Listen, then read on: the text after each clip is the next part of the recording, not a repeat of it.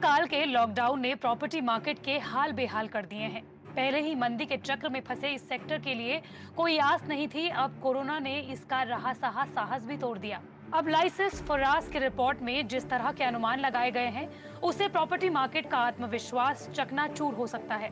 इस रिपोर्ट के मुताबिक देश में बन रहे करीब 13.5 लाख फ्लैट्स में से आधे कभी पूरे नहीं हो पाएंगे, यानी 6.25 लाख फ्लैट्स अधूरे रह सकते हैं, जो करीब 0.8 अरब वर्ग एरिया है। लाइसेंस फराज ने इन फ्लैट्स की औसतन कीमत 6,000 रुपए प्रति वर्ग फीट मानते हुए 5 लाख करोड़ के प्रोजेक्ट्स के कभी पूरा ना होने की डरावनी आशंका जताई है। प्रॉपर्टी के जानकारों का मानना है कि आंकड़ों के हिसाब से रियल एस्टेट की ये तस्वीर वाकई में डरावनी है, लेकिन एक प्रोजेक्ट में जब ग्राहकों की एंट्री हो जाती है तो फिर उसको बंद करना आसान नहीं।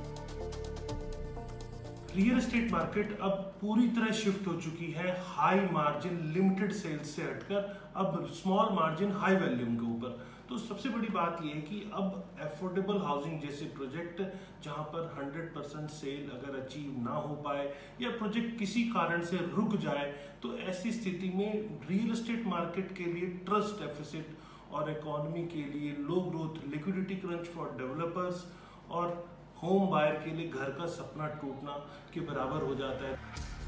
खासकर रेरा के आने के बाद ये इतना आसान नहीं है। रेरा के जानकारों का भी कहना है कि डेवलपर दिवालिया हो सकता है, लेकिन प्रोजेक्ट को बनाने के लिए किसी न किसी को तो आना होगा, लेकिन ग्राहकों को मझधार में छोड़ना मुमकिन नहीं।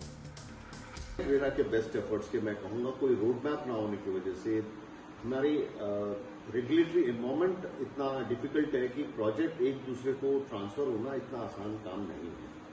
कई तरीके के इश्यूज हैं, स्टैम्प ड्यूटी से लेके रेगुलेटरी अप्रूवल से लेके किसी भी तरीके का एग्जिस्टिंग हैंगओवर जो कहते हैं कि लेगेसी इश्यूज को लेके कई प्रॉब्लम्स रहती है एक प्रोजेक्ट दूसरे प्रोजेक्ट को आने में।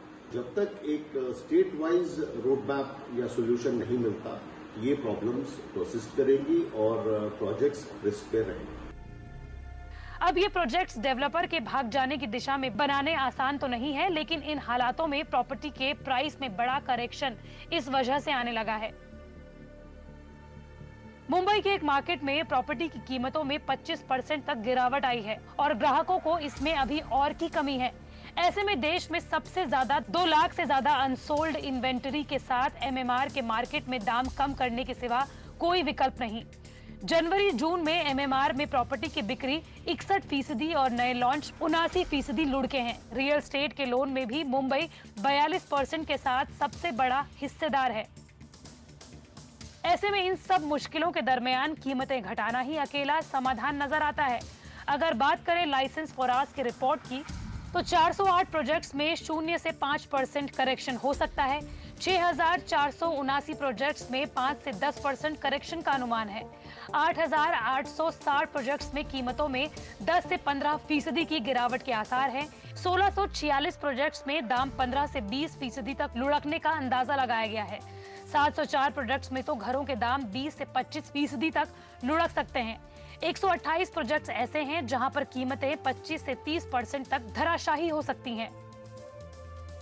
ऐसे में ये मौका घर खरीदने का हो सकता है, जैसा कि तमाम जानकार और दिग्गज कह रहे हैं। लेकिन ये फैसला करने से पहले प्रोजेक्ट के पूरा होने की संभावना को तलाशना भी जरूरी है।